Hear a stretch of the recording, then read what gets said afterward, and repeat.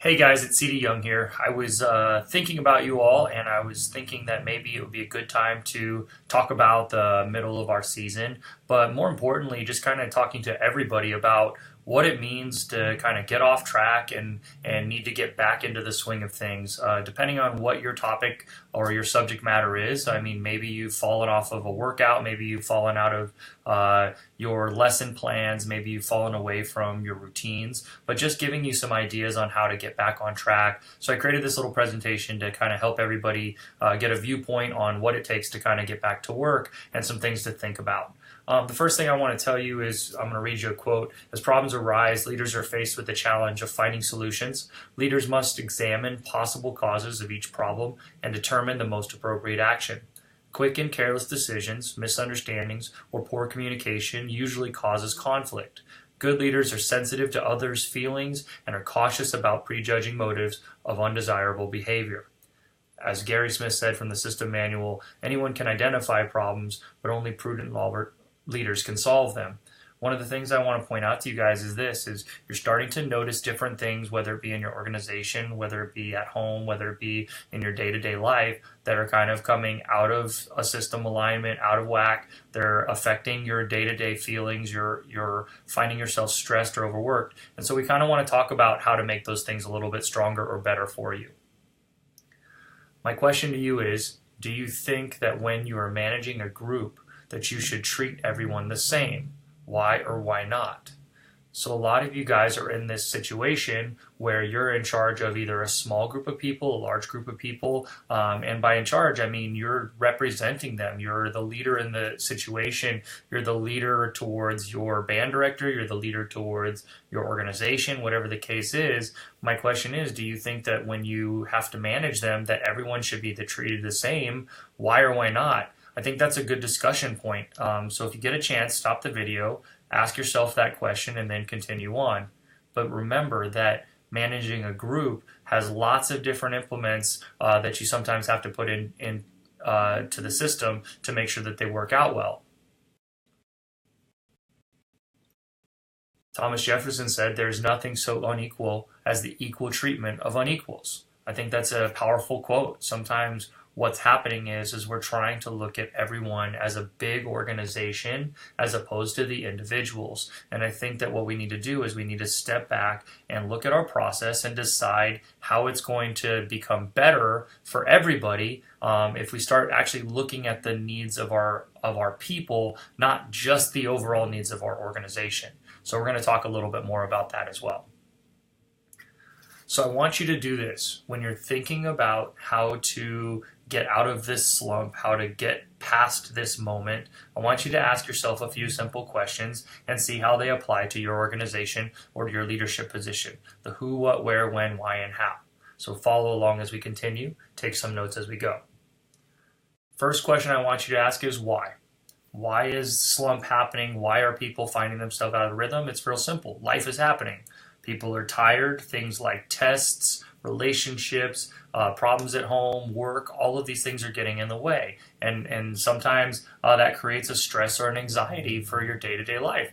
Because that's happening, you guys are falling out of your routines, out of your organizations. You're falling away from your plans. So I want you guys to remember that life is going to happen and you're going to get tired. The other thing is, it's not as fun right now. I mean, you guys are finding that as you guys go through the season or as you continue down this path, it's not the newness that's being present. It's not as fun because you're not thinking about all the possibilities. You're in the work section right now. A lot of times in my karate school, I say, when you learn something new, that is the fun part. That's usually like getting a new karate belt. But when you're studying and you're training and you're working on that information, that's the discipline part. So discipline is not always the most fun mindset for everybody.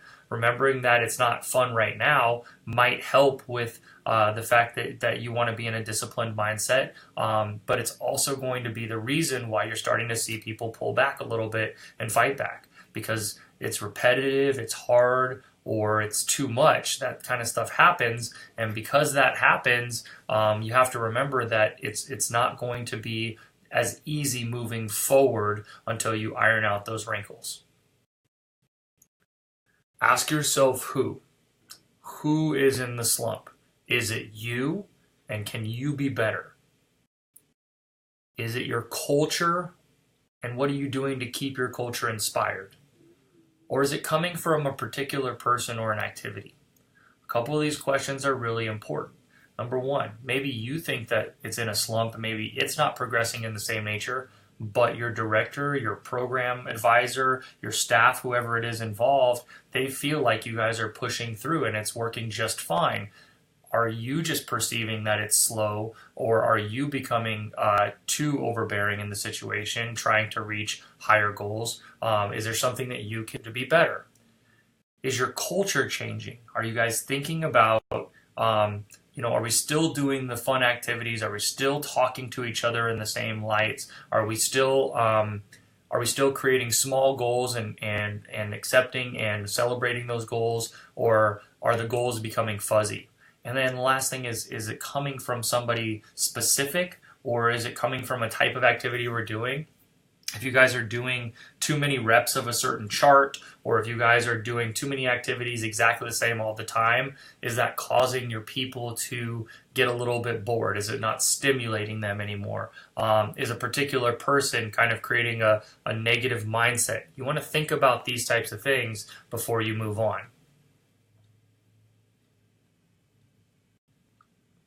What can you adjust right now? Are there little changes that can be made to make sure that you guys can start to see a little bit more progress? Sometimes it's just a simple mindset. Sometimes it's a complex theory. But we want to try to stay with little things, little adjustments to make things happen a little bit quicker, a little bit more efficiently, a little bit more in a positive manner. Second thing is, what are the goals of the adjustments that are being made? Sometimes you guys are making these adjustments, but you actually don't have a way of measuring the goal. Are you guys going to start becoming a little more positive? And by measuring that, you are looking at, you want to see more smiles on people's faces. That would be an important concept to be thinking about. If people are smiling and laughing, they're having fun. If people look tired, they look beaten, they look hot, they look sweaty, those types of things, that means they're not always having as much fun. Some people might, but that's not everyone's mindset. So really, what are the goals of the people that are surrounding you and the adjustments being made? How do we analyze that? And the last question is, what are you willing to do to help?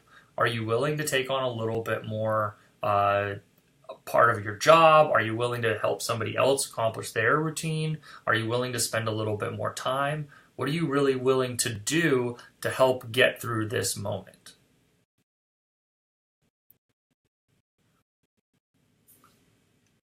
Where? The question I ask you is, where does the change need to happen today? Is it mindset? Is it routine? Is it exercises? Is it drilling? Where do the changes actually need to happen? I think by being able to pinpoint where this change needs to occur also allows you to analyze where you guys want to move forward from there, and how to actually make that adjustment happen for you. Question is, where are these changes being shared with your group? So not only are you guys talking about where the change needs to occur, but are you actually telling the people that you want to see make the change what the goal is? If you're deciding what the goals are as a leadership team, but then you turn around and you don't tell anybody what those goals are, I think you'll find that you lose people in this process. It creates a little more confusion, a little more uncertainty, and of course, that's going to create a little more of that drag or that slump that we're talking about. When are you actually going to make the action plan happen? When will the action plan take place? My question is, when will you guys execute this small change? Are you going to execute it today? Is it something that's going to start at your next rehearsal, at your next staff meeting, at your next competition? When is that going to happen? And then when is the deadline for the success? If we're going to make this little change, we want to see success happen by here. So maybe you say, I want to create a little more positive environment on Monday night's rehearsal. I want to see that at the end of Monday night's rehearsal, people are walking off the field happier. That would be a good moment, and that would be an example of when the success should occur. And how? how do I approach the situation and how do I implement a change? So I want to use the acronym SLUMP to help you guys kind of figure out what steps you should take in order to make these small changes. So first, SLUMP, SL, start listening. The most important thing you can do for your group is to start listening to them. Start listening to the people that you're surrounded with, whether that be your director, your boss, your team, your individual people that you hang out with, your friends, whoever it is, just start listening. And here's a great little tip. If you listen to somebody, you ask them a question, and then you're actually listening, and they stop talking, give them a few more seconds to start back up. Don't just jump in with your opinion. Ask them to keep going. Ask them to elaborate. That's going to help the listening process evolve even more. Sometimes people can only get the surface information out when you ask them a question. Allow them to elaborate on their feelings. The second part is update my plan. Now that you've listened and you find the things that need to be changed, or the things that are bugging the people around you, they're bothering the system, they're creating uncertainty. Now go ahead and take those things that you learned and start to update your plan, start to modify your plan to fit into the better situation moving forward. So when you listen first, here's what I want you to do. I want you to ask your director or your owner what their needs are first. I want you to also ask your section, your team, your group, and then I want you to go back and I want you to ask each other what the needs are. Come up with a group list of things and find the commonalities between those lists. Find the commonalities. Your director or your owner says, hey, I want you guys to, we need to make little changes here. We need to make these things start to happen. Go to your section, say, hey, what is it you guys want to accomplish? Find those things, and then go to each other and say, hey, these are my goals, my values. Find out where they overlap. A lot of times when slump starts to happen, it's because people are going in too many directions and they're not actually working in the same direction. And I want you to mastermind on this. What does everybody need right now? How do we reach the majority of these needs, or the most important of these commonalities first, and then start talking about the other things? When you update your plan, here's what I want you to do. I want you to start with small goals. We know the rules of goals. Write them out, have a deadline, okay? But more importantly, I want you to be very specific. Don't say, for instance, in the marching band world, don't say we want to go from, the opener and we're going to clean the opener. Say we want to clean from measure 10 to 12 in the visual element. Be very specific about that. Say that we want to clean the music from this phrase point to this phrase point. If you're working in a team, say that I want to see the intro and exit of the room happen a little cleaner. I want to reevaluate how we set up our rehearsal or our meeting a little bit better. But be very specific about what things you want to see get accomplished when you write out those goals. And then have small rewards for that. Have a water break. Have a high five. Take a moment to say good job. Little rewards add value to the person's day or to the person's moment. Those would be really important to add into your structure. The last question I want you to ask yourself is, are you still using your standard operating procedures? Are you still using your SOPs? If you are still using them, that's great. That means they're working very well. But if you're not, then why?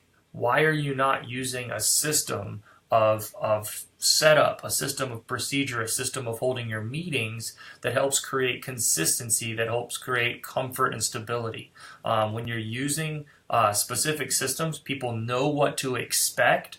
They feel better about the process. So when people kind of get out of line, that starts to create uncertainty. It starts to create a negative or a bad feeling about something or some sort of anxiety. Make sure you stick to the plan.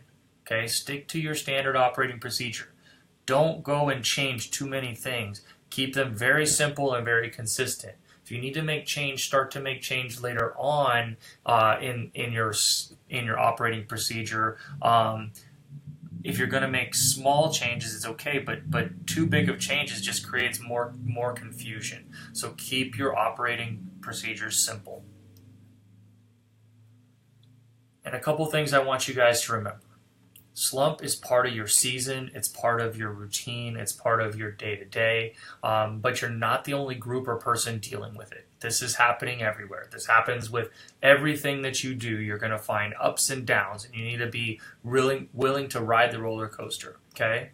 The easiest thing for you to change would be your behavior or your attitude first. If you are not being present in the rehearsals and the moments in the meetings, change that. Put it down, focus on the people that are involved. If it's your attitude, stop talking about the bad things that are happening. Start talking about the successes we're having. Being more positive and having more fun will help create a better environment, and then you can watch the group adjust themselves. But creating that positive feeling allows the group to adapt to that. The last thing is, make sure you're prepared and consistent. Don't just be prepared for one rehearsal or one meeting. Be prepared for all of them. And then, like I said, do your process the same way every time. Being prepared and being consistent creates better culture and better environments. Be proficient in your communication. If you need to tell people what the goals are going to be, do it the same way each time. They will come to expect that the goals will be present for them, whether it be via text message, via app group, via the whiteboard, via printout, whatever it is. Be proficient in it and again, consistent so that people understand the small goals. And then last, reflect on the great days too. Talk about the things they did really well today, and then what we're going to do to continue to have that success tomorrow. Sometimes we say, we didn't reach this goal, therefore it was a bad day. Make sure you guys are reflecting on all the things that do get accomplished as well. Remember that hard work still needs to be rewarded. And even if it's a couple hours of hard work and you only go a small chunk of your work procedure, you need to make sure you reflect on the positive of that day. The positive of that day adds value to what they did, and therefore they feel better about doing it again. But coming down on them, coming down on that procedure, telling people that you didn't meet the goals can sometimes take them away of wanting to do it because they never see the positive value. So be careful with how you reflect on the rehearsal or the meeting or the schedule. You want to make sure you try to stay really consistent with the positivity as well. That's really powerful. Guys, I hope that you enjoyed the little presentation. I hope it's helpful. Please reach out if you have any questions. I'm always happy to help.